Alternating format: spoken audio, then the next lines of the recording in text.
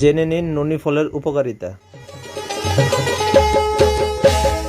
ছি ছি ছি রে ননি, ছি ছি ছি, ছি ছি ছি রে ননি। এতদিন তো এই গানটা শুনেছেন, এবারে আমার কাছ থেকে শুনুন। বাহ বাহ বাহ রে ননি, বাহ বাহ বাহ, ক্যা বাত, দারুন। ছি ছি নয়, বাহ। এই ননি, এই যে সামনে ঝুলছে এই ফল, ননি ফলের যে মাহাত্ম্য, এই গাছের যে মাহাত্ম্য, এই ননির মাহাত্ম্য।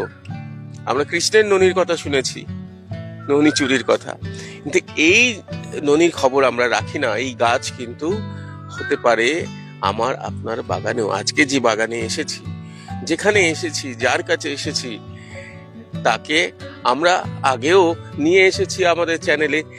এবার এই ননি, যাকে কিনা বলা হয় অমৃত, একালের অমৃত, তার একটুখানি খবর নিই সেই মানুষটির কাছে যিনি এ ব্যাপারের খনি, অর্থাৎ ননির খবর নেবো এই খনি মানুষটির কাছ থেকে। এই ননি কি সর্বরোগহর?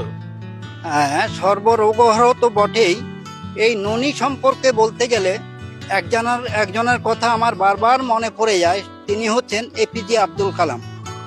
আমি একটা জায়গায় দেখছিলাম নেটে বা ইউটিউবে সার্চ করতে গিয়ে, তো উনি বলছেন ননি মর্তের মানুষের জন্য অমৃত স্বরূপ। কেন এই কথাটা বলেছেন? অ্যাকচুয়ালি আমি স্টাডি করে দেখলাম যে উনার উপলব্ধিটা এইভাবে ব্যক্ত করেছেন।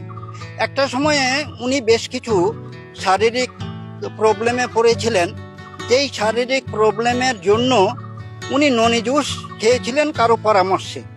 ননি জুস খেয়ে উনার যেটা উপলব্ধি, সেই উপলব্ধিটা এইভাবে ব্যক্ত করেছেন যে মর্তের মানুষের জন্য এটা অমৃত স্বরূপ। কেন বলেছেন? অ্যাকচুয়ালি ননি জুস টোটাল হিউম্যান বডির উপরে কাজ করে। আর আমি বারবার স্টাডি করে যেটা দেখেছি এবং গভীরভাবে চিন্তা করতে গিয়ে আমার মনে হয়েছে, আমার উপলব্ধিটা, যে প্রকৃতি মা যেন এই ননি ফলের মধ্যে মানুষের জন্য যে যে উপাদানগুলো প্রয়োজন, সেই উপাদানগুলো যেন নিখুঁতভাবে সাজিয়ে দিয়েছেন। যেহেতু ননি জুস নিয়ে গবেষণা চলছে, যে 212 রকমের পুষ্টিকর উপাদান অলরেডি আমার কাছে লিস্ট রয়েছে। আপনারা ভাবুন, পুষ্টিকর উপাদান আপনার হাতে যেটা রয়েছে এটাই? হ্যাঁ হ্যাঁ, অ্যাকচুয়ালি এই যে ননির আশ্চর্য ক্ষমতা সম্পর্কে বইটা, এই ননির আশ্চর্য ক্ষমতা সম্পর্কে বইয়ের মধ্যে একটা তথ্যও আমি দেখতে পাচ্ছি। এই তথ্যের মধ্যে দেখা যাচ্ছে, এই তথ্যটা কার? এটা নীল সলোমনের। নীল সলোমন ওয়ার্ল্ড হেলথ অর্গানাইজেশনের একজন উচ্চপদস্থ ব্যক্তি। উনি যে তথ্যটা দিয়েছেন, বেশ কিছু কঠিন এবং জটিল রোগের উপরে তথ্যটা দিয়েছেন। উনি একটা জায়গায় দেখিয়েছেন যে অ্যালার্জির জন্য 2659 জন রোগীর উপরে পরীক্ষা করে উপকৃত হয়েছে 87%।